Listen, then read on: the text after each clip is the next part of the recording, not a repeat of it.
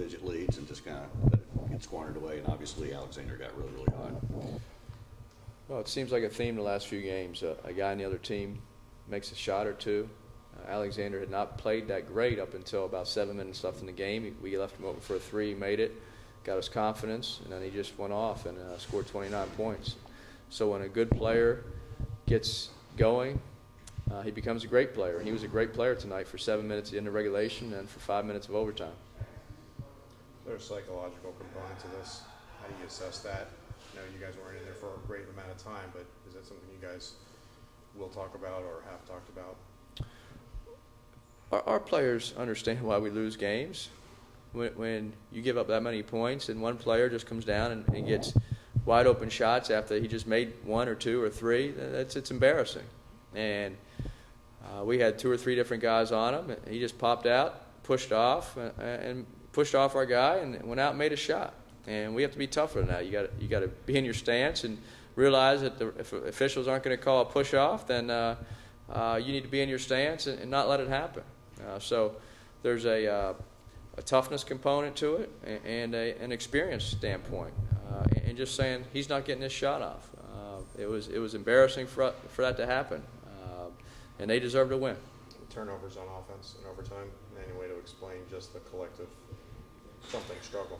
Well, I'm not sure what that was, to throw the ball into their hands a couple straight times down the. I have no idea. I haven't seen that in a long time, especially for experienced players.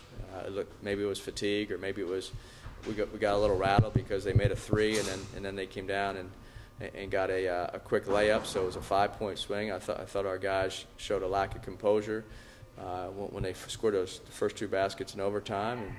And I've never seen that where you just throw the ball into the defense's hands 2 or 3 straight possessions. It was poor decision and just and it had nothing to do with the play, or it was just basically to reverse the ball and